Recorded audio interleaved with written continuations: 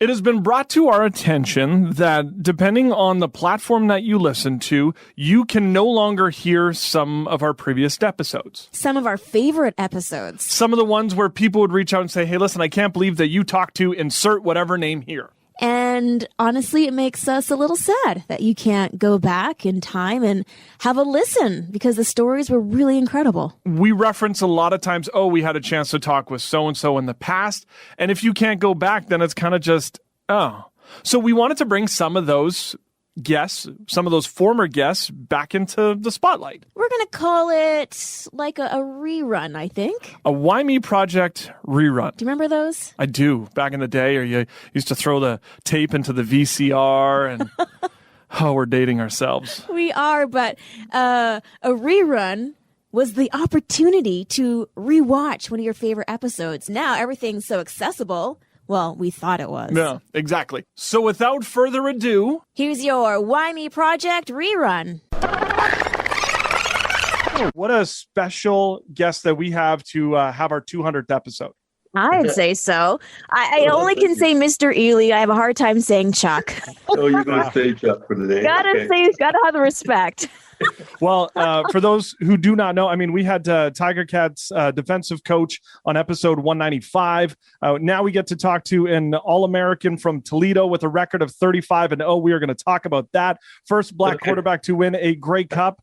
There's so much for us to get into. And Mr. Chuck Ealey, my friend, how are you? I'm excellent and getting better. Well, we like to ask the skill testing question because we never know where it's going to go. Chuck, who are you and where did you come from? I'm Chuck Ealey, father of 3, grandfather of 6, and it came from Portsmouth, Ohio. What is life like? Because I've been to a lot of different states. I've never been to Ohio. What is life like growing up in Ohio? Well, that's a big story in and of itself. I grew up in a period of time when things were even more difficult than they are today, in one sense of being poverty and stress with civil rights issues and things that grew up around you. Is kind of one of the melting pot areas where you just grow up in it and you're trying to survive it and you get through it. Then you can see changes as you get older. But that's, just basically it. It was a very small town. It was 35,000 people. We lived in a projects, government assistance home. Me and my mother, single mom. And, that was just it. But sport became the vehicle that sort of allowed all of us kids who came from that kind of environment, living in the same place, to be able to compete and play and sort of get ourselves taken to another zone. Was football the obvious choice for you, or was it basketball, soccer? Did you dabble in other ones as well? Well, that's a good question, Holly. I think what we kind of recognize, I don't know if you wouldn't know these names, Holly, but the guys that I played with, there are a couple of them that were kind of my mentors. One of them was Larry Heisel, who was a coach with the Blue Jays for a while. Al Oliver, who played with the Blue Jays. We all grew up in this competitive world where they were 2 or 3 years older than me. And, I was 3 years older than the next kid, young person coming up, and we worked with each other. We would go to the park and we would go on Saturday, go at 9 o'clock and won't get home till 5 o'clock, because we're playing all kind of different sports. And that was probably one of our great releases. I think we recognized the social difficulties that were going on, but that was kind of our freedom space, we didn't have to worry about anybody. We didn't have to worry about judging us. We just played, and it gave us a lot of joy and freedom during that particular time. Growing up with a single mom, did you feel that you had to look after her? Did you feel that you needed to be the man of the house? Well, no. My mom was my mom and my dad. Just put it that way. She had an 8th grade education, so she was very limited in her resources, and that's why she kind of drove me to make sure that I got an education because of what she couldn't do. She was like one of these ladies that you would see that movie they had about going out and serving the community and stuff like that. So she would take care of someone's house and bring home money best she could do. I was under a government assistance plan called ADC, Aid to Dependent Children, that the government sort of helped subsidize the process. And so a lot of these things that people take for granted, I had to sort of live through and go through, and it was part of the thing. And that's why sport and all the other things gave me a opportunity to look at how I could get my degree and how I could get my education by going through that process. When it came to growing up and with your mom, you had sports, but what was faith like growing up for you? That's an interesting question because very few people asked about that faith. You know, because that's what you had to hold on to. You know, you had to hold on to something bigger because government-wise and social-wise, that was always being suppressed. Spiritual-wise, you know, there's always hope and prayer and that relationship that you had that helped you get through it. Now, my religious background kind of changed in a whole bunch of different ways, but because I was in a Pentecostal, I tell people I was in every ism that you could possibly have: Baptist, Pentecostal, Catholic. I tried it all. I did it all. Just the straight side of just worship me. That's it. The thing is that we're growing up in a time of 2020. Our kids are growing up in this time, myself and Holly, grandchildren and that as well.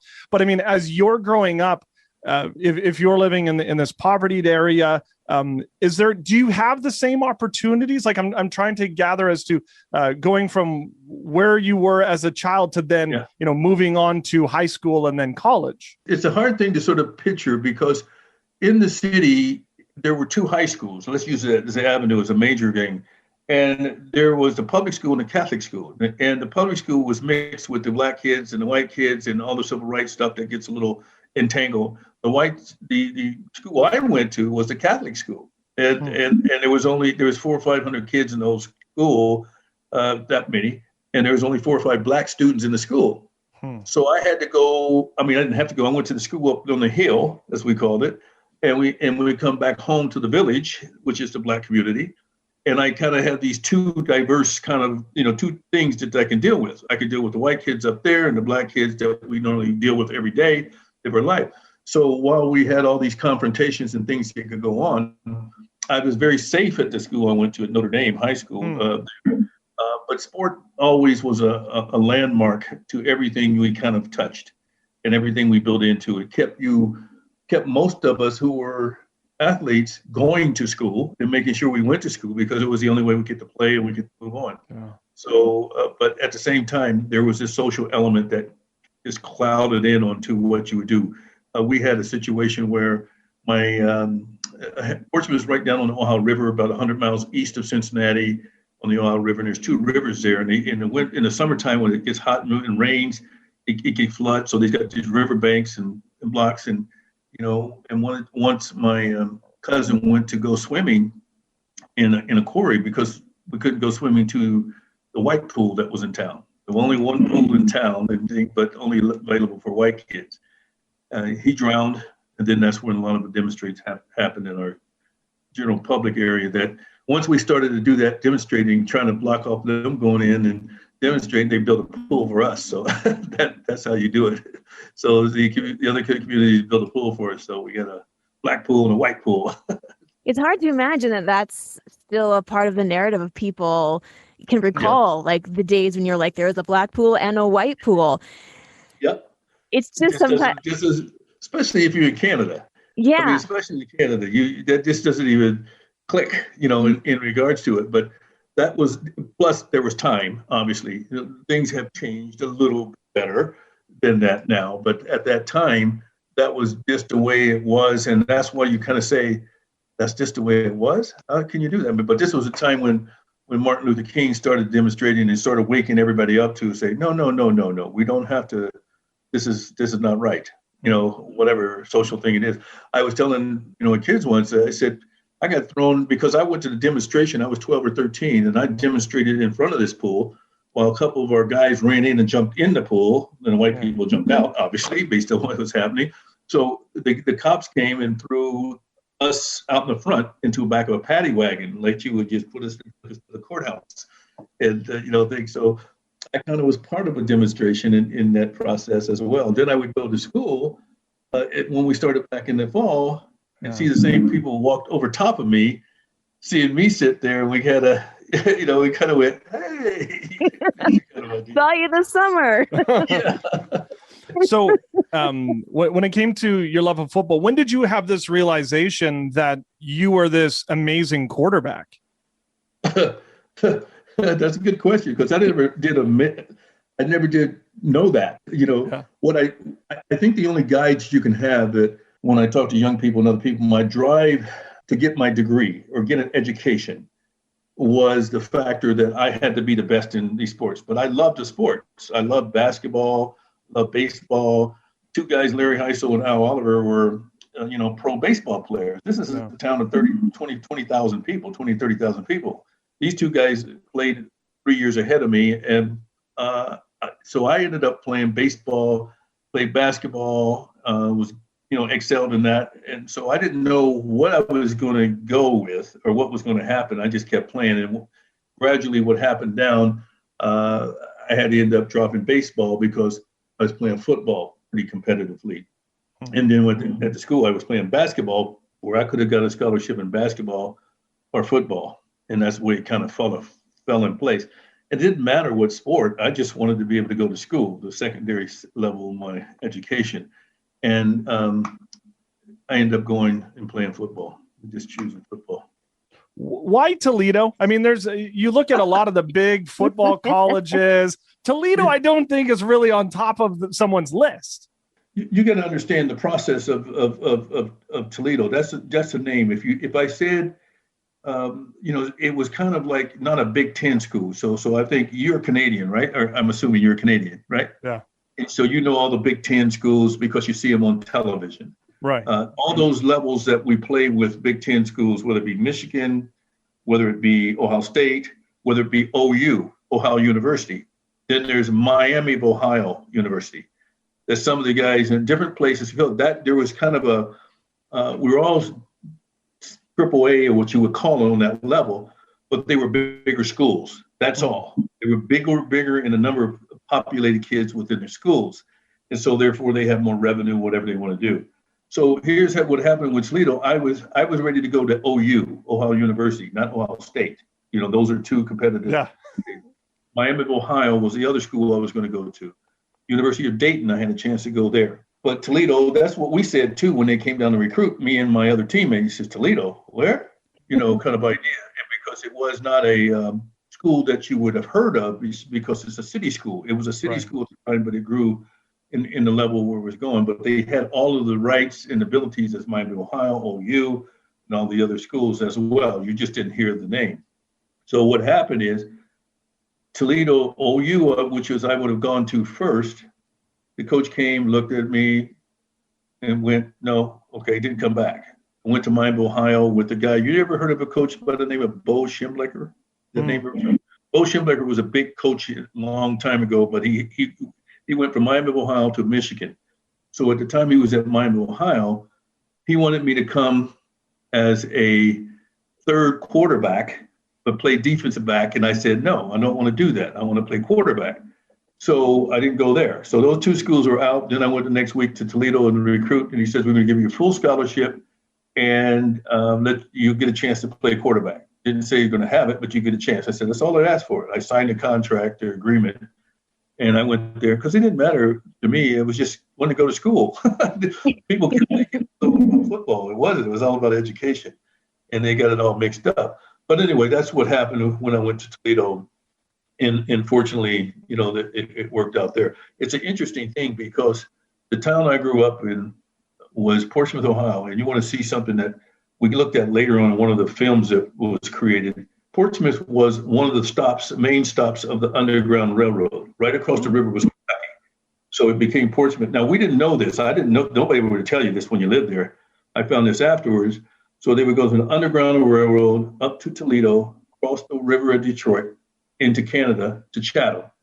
And that was the routing of the Underground Railroad. And here I go from Portsmouth to Toledo, Canada, to have freedom to be able to play what I want to play, do what I wanted to do. So that was a kind of the analogy between some of the things that went on in that process. When you were in school, having a black quarterback was not common, was it?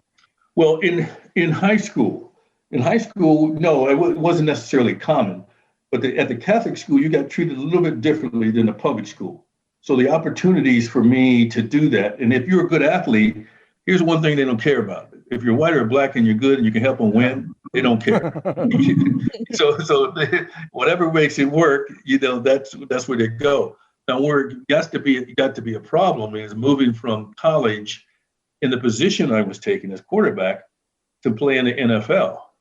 At the time I was getting ready to go into the NFL, when I finished my 3 years at Toledo, or 4 years, my 3 years of playing, even after winning all the football games that we won, the NFL didn't want to have a black quarterback because they didn't have one then, and they weren't going to allow me to take it because this is going to sound bizarre, but they felt that a black quarterback, the image was they couldn't manage a team, just because of the way the system thing. I don't know if you've read a book called Cast.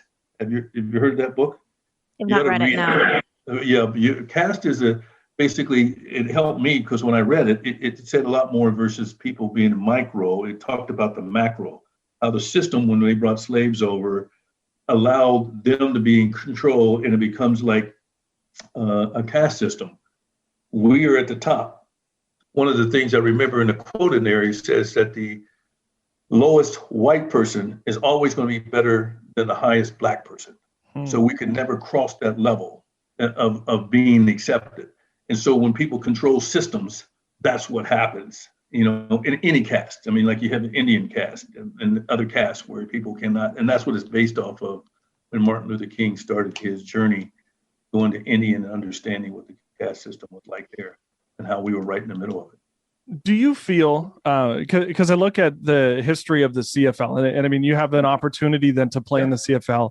You look at Sandy Stevens or Carol Williams. Do you feel as though you were one of the first people to then, because you're a black quarterback, to pave the way for, say, others in the CFL? No, I just did a speaking engagement the other day, and that sort of came up in the context, and one of the interviewers who did something from the Toronto Argonauts on Black history, asked that same question. Well, before all those other ones and me was Bernie Custis, which is 1952 came into the league. It says, I didn't break that barrier in and of itself. What I broke the barrier of is winning the first Grey Cup and got the attention of people. And they could say for a moment that it got into their head, black guy, he won the Grey Cup, that opened the door. But what it did, it opened up the Conridges and Warren Moons to sort of say, okay, they want me down here, I can go up there and play. And, and that's fundamentally why people would say something like that about me, because once that happened, it opened up everybody's eyes and say, oh, if they don't want me down here, I can go up to Canada and play. I mean, based on the size, based on a number of factors as well. But that was the point. Was there a chip on your shoulder to then prove to people that you were better and you could lead a team and you could show people that, hey, not only did I go 35-0 in college, I could lead CFL teams to championship. To heck with you, NFL teams, because you didn't want to give me the time of day. Because if you say no, that's fine, because that's how I feel for you. No. Honestly, the guy, and I love talking about this because I have to keep saying it over and over again.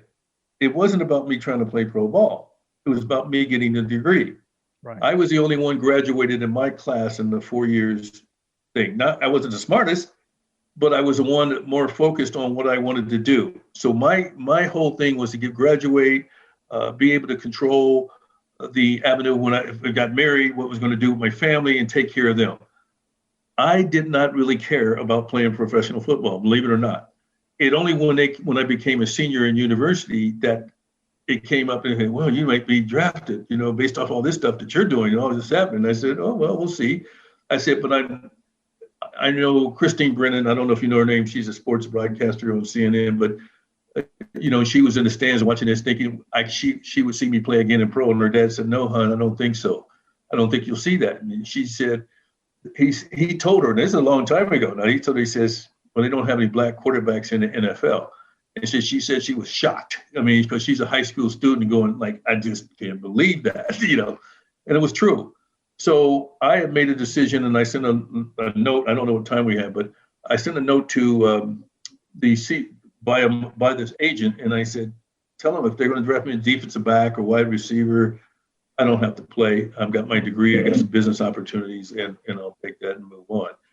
And sure enough, they didn't draft me, and I went to Canada just because they came and asked. And I said, Well, and I really wasn't even thinking about doing that. And I said, well, okay, let me think about it. I said, okay, I want to play 4 or 5 years, let's get married to my wife and then we'll go from there, see what happens. And so thinking I was going to probably come back to the U.S. to work, but it didn't happen that way. So it was the educational dream. Football doesn't work out. What were you going to do? yeah. So it was my known, and I tell the kids now, I said, your percentages of you trying to play professional football is minute, to tell you the truth. When you think about all the stuff you had to go through, injuries, all the stuff you go, competition, all the stuff you go. But what is for sure is your education. If you get that and you get the other, then that's a bonus. And that's the way you want to look at it. And it says, so don't just play to think you're going to play pro ball, because there's too many ifs in that process. But if that happens, great. But if it doesn't happen and you've got your education at hand, you've got something to work with. Being a quarterback, having so many wins under your belt, that definitely takes a certain amount of mental strength, being able to rise above in tough situations. Where do you attribute that trait to be able to be down and still come back and win? Well, I think it's kind of I was saying when I was speaking the other night, I was talking about the avenue is that we have a foundation that works with the theme of the thing is having an undefeated spirit. It's about an attitude that you don't quit and you don't give up. And we talk to young people about that attitude. And I talk to them about what I call inward, outward, upward kind of relationship, about yourself, about your teamwork, and what spiritual or powerful message do you also have that will guide the other two? Because when you think about yourself and you try to control it, or you don't want to be a teammate, right? Because you think you're better than what's going to say, get your act together, because here's what life is all about.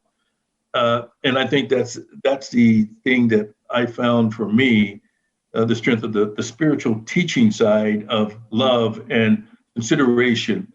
We can get better or we can get bitter. So your choice is what you have that can help guide that and direct that. At some point, football comes to an end, and at some point, you then have to hang up the cleats and the helmet. What was that time and that moment like for you? Well, it was long overdue. I played 7 years. I only planned to play 5. So when you start thinking about, I always tell guys now, when you start thinking about retiring, it's time to retire. Yeah. Because now your head's gone there, and then you're going to retire. And I probably played 1 or 2 years more than I probably should have. I knew it was time to go, and I knew that I could do something else. A lot of guys stay in that realm of trade here, go that, because they don't know what to do. They don't have any, really sort of guidance of that. So I was ready. So it wasn't a big depressing thing to stop playing. It was very gratifying. You got to remember, from a kid, from grade 1, let's use that as an example, all the way to where I was as a pro, there was always training. There was always getting ready. There was always physical fitness and stuff, and which is good, but there was no rest. I couldn't fish. I couldn't go play just stuff, anymore. It was always the end point being something that was bigger than just being a normal person. Making that move, what came next then? Football, then? Well, after football, I went first 8 years, I went to a company, just how diverse my world was. I went to work for John Deere Farm Equipment. Nice. And I sold, I went with dealerships, went to Elmira, dealt with the Mennonites, with balers and combines, and, talking about some of the farm elements that were there. And it was great. I mean, it was great people. I mean, it was not, I had to do anything else at that time. And then after 8 years there, I went to work, and I worked 30 years with Investors Group Financial Services, and moving from an advisor to bid manager to manager of office in Mississauga. And then I decided to retire from that. But then I went, I don't really want to stop being active. So I got a contract job where I worked for a company called Bond, who works for Ford. So I work with some of the Ford dealerships in Canada, and it's very minute. I mean, I may have 10 days out of the month that I'm sort of physically working or doing something. And the other 10, 20, I'm sort of just enjoying life, my kids and my grandkids. How amazing is it now then to see in the CFL and NFL the amount of black quarterbacks who not only are leading teams, but there's so much greatness. I think it's great. I mean, because Tony, I don't know if you saw that article with Tony Dungy, but Tony Dungy's been really pushing a lot of things and envelopes with me in regards to getting me into the Hall of Fame or something. And, and Tony talks about, I was the Washington or Javon, these different guys that are starlights now, black quarterbacks in there before they became black quarterbacks in the NFL at their size and level. And I feel very honored that I can watch them and sort of, I was watching a little thing and all of a sudden this Black History Month, I get all this notoriety, and then for the other 11 months, it just goes away. so that's okay. And I'm okay with that. But I saw a couple of highlight things that I did in a game, like was like a minute and a half thing. And they were, whoa, I did that. I looked at my stuff and I couldn't go, what? Whoa. That's maybe because my knees are bad now. But, the other thing was that was quite a big, exciting period of time that we went through with the DVD or the documentaries that are out there. I can go back and look at some of the stuff and say, oh, okay, that makes sense now, But so it doesn't really bother me to sit down and watch, and I don't have to, and I don't make it a point to. I mean, if it's on and I feel like watching it, fine. If it's on and I don't want to watch, I'll go do something else and go golfing or something else. So it's just sort of another sort of quiver in your package that you go along with life and the other things that are more important than just that period for time. For you, it's exciting to see. You to me be a radio guy. If that was what I like. See. Because there's been a lot of conversation about why or why not are you inducted into the College Football Hall of Fame in the U.S. Because on paper it looks like it's an obvious shoo-in. Why not? So I'm curious to know, why do you feel you haven't been abducted? Abducted, yeah, that's basically what they should have done. Abducted, there we go. But you hate to always fall back on race and the issues there, but the things that happened a long time ago kind of stood out and looked that way. Now here's my philosophy about what happens right now. I said, they lose. And somebody said, what do you mean? And they keep asking me. I said, think about it. If in 40 years ago or 35 years ago, when they were supposed to induct me, let's say they put me in the Hall of Fame. 1 year, boom, gone, in, lost, never been spoken about again. But now they tortured themselves by not doing it, because every 2 years, somebody says, why did you guys miss this guy? Yeah. Why did you miss this guy? So people like Tony Dungy's going after him and say, what is wrong with you? The man went 35-0. So the joke's on them. Now, not me, because you would have never known that happened, because you wouldn't have known anything about it, because if I was in the Hall of Fame, it wouldn't come out so much as an issue.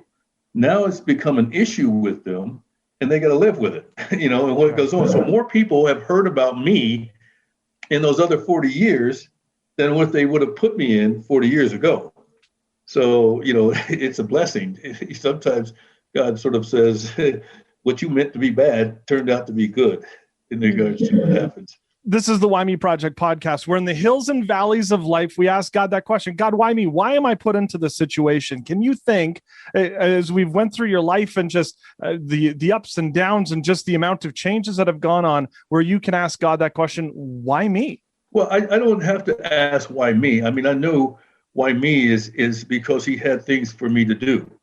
What changes and what things that I had to do, the people I had to see or touch, whether it be 5 people or 10 people, whatever.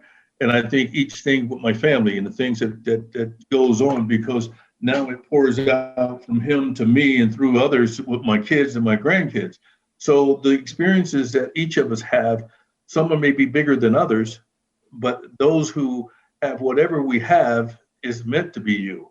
And that's why you are who you are and I'm who I am. And, we can do. We don't need to look. I don't need to look at someone else and say, well, I want to be like, if I was there. No, I'm not there. I'm here, and that's the difference as far as where we don't get caught up with only thing but what we've been blessed to have with us and who we are and what we're doing and what little bit or that might be a little to you or someone else, but it's humongous to someone else who can't even begin to pick up a situation like yours or mine or whatever we're doing. As you reflect, some of the most key moments in your life, something to be super proud of, because looking at your record for football, that might be something, but I kind of have a hunch that what you're most proud about in your life has nothing to do with football. So I'm kind of curious to know what that would be. There are a number of things that are very key, from being able to do something for my mother, even when, that was a difficult time, and she went from Portsmouth to Dayton, and then I moved her up to Toledo to get closer to us, and be able to give her see something and be a part of thing. Going into the stadium my senior year and have her come in with me as a senior, marrying my wife, it was just a perfect thing for me because of how it worked out. We both kind of, long story short, picked each other out from different circumstances that we didn't know, and we end up meeting and going, yeah, okay, we're supposed to be, and I think, obviously with your kids, and you go through this level, coming to Canada, there's a lot of just social things that took place if I'd have stayed in America. Some of this stuff would not have happened the way it happened for me on a personal level. So those are some of the things. I think one of the most powerful things that I think happened to me 2 years ago, I was asked to come, and I have to tell you, I was asked to go back to Toledo. At the university, called me, said, we would like for you to give the commencement address at the university. And and when I think about my mother's education and how she poured that principle to get into me and drive me, and when I got up there and was speaking to 3,000-4,000 people in the stadium about this, when they asked me to do this, I went, whoa. And when I was speaking to them, I was thinking about her and thinking about, wow, this would never be a dream that I would be giving the commencement to the university undergrads about where they should go and what they would do. That just wouldn't happen to come down to Portsmouth in the direction of what we were going through. And I think after that, going into a lifestyle to provide for my kids and to take care of them. And now watching them take care of themselves and me too, in some regards. So the investment in their minds and their thoughts, all this education thing has expanded so far through the whole process that it's just not just an 8th grade mom sort of driving this thing that ends up where it is. And, those are kind of some of the key points. Well, Chuck, we stand alongside of Tony in that you should be in the Hall of Fame. We cannot wait till they finally decide to whatever they got to do to make it happen. But we are so glad that you got to be a part of not only episode 200, but that you said yes and would be a part of our show. Okay. Well, thank you for inviting me. It's a pleasure to see people who are doing the right thing and with the right intentions and working through it. So keep going. Thank you for tuning in to an old episode, a past guest of our Why Me Project rerun. Something that we're starting now because there were so many episodes that we really did love, and they've kind of disappeared from the digital world. And speaking of digital world, I did a little recon. There are at least 9 different platforms in which you can listen to the Why Me Project podcast. Okay. So there's no excuses, but some of the main ones like Apple Podcast and or Spotify. And you could always head to our social media accounts to stay up to date, as each and every Wednesday we have a brand new episode for Why Me Project. And you can also let us know if there's someone that you would like to hear on a future episode. At Why Me Project on Twitter, Instagram, Facebook, Why Me Project at Outlook.com.